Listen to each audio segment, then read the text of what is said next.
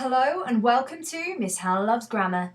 In this video we'll be answering the question, where should a comma be placed within clauses? There are two types of clause, called restrictive and non-restrictive. And in order to answer our question, we need to know what each type of clause does and whether a comma is ever used within it. So let's kick off with non-restrictive clauses. They add extra information about something already mentioned in the sentence. The information is not necessarily essential or key to understand the thing you are talking about, but it's interesting information. It's extra, as I've already said, and because it's often giving additional information, it's triggered by words such as who, whom, or which, and it's signalled between two commas to show that it is additional information. Let me demonstrate.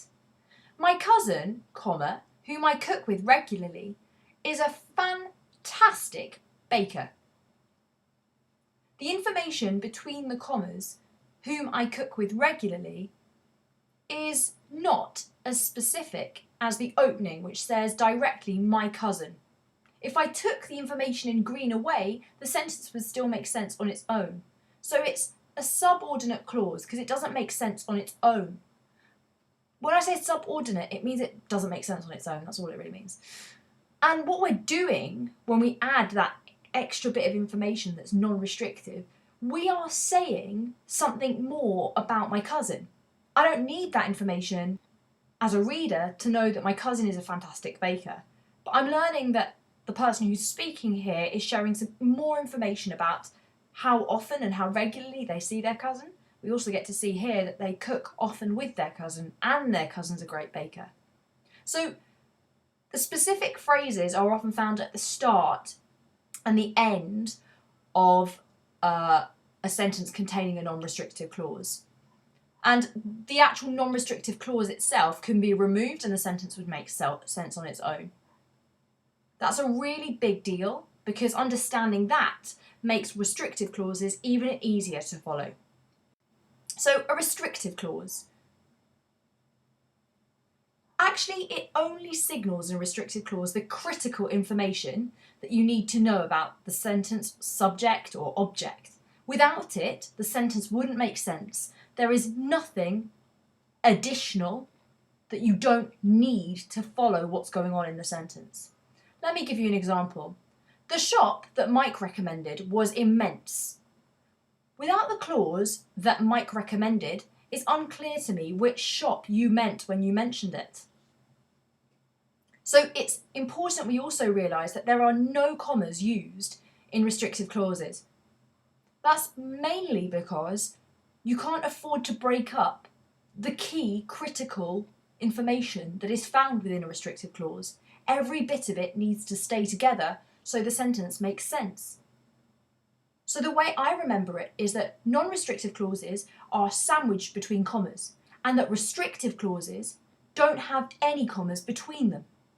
That's my top tip, but let's hand over to you. Now it's your turn. For each of the 5 sentences, I want you to decide, is the sentence restrictive or non-restrictive?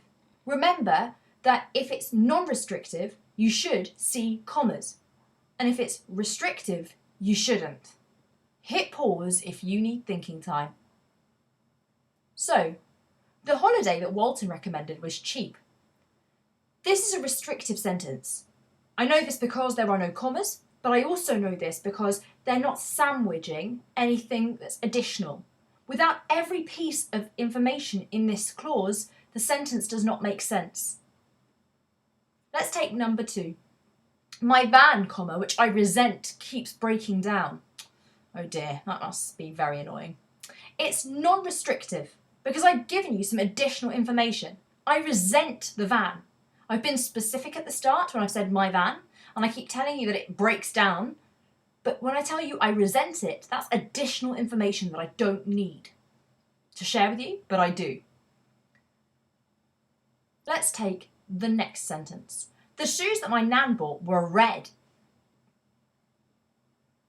So it's important for us to realise that we can't do without any piece of the information here. If I tried to put the shoes that my nan bought between commas, that would be incorrect. because I need to know specifically which shoes you're talking about. It's a restrictive example. Her dad, whom I find rude, was late home. So this is non-restrictive because I have given you some additional information about how I find her dad. He arrived home late, but not just that. I've told you I find him rude. It's not directly linked to what he did, but I've decided I wanted to share that with you. That's what makes it non-restrictive, and you can identify non-restrictive, as we've heightened before, by the commas in between the phrase that is additional. Finally, the teacher that my sister has is hilarious. This is a restrictive clause. That's because without needing to, there is no additional information shared here.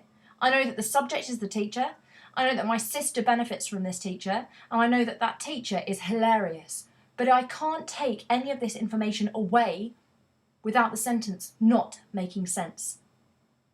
One way to remember it is that restrictive sentences never need a comma. Non-restrictive clauses, rather, need commas between the phrase. Fundamentally, restrictive sentences are restricted by the fact you need each part of the clause for the sentence to make sense. The non-restrictive clause is benefited by the fact that you can add this additional piece of information within that clause. It's non-restrictive because I've chosen to add it in of my own choice. This may seem complicated, but I want you to practice applying it so it's easy as pie. Why not subscribe to Miss Hannah Loves Grammar for all things English, literary and grammatical?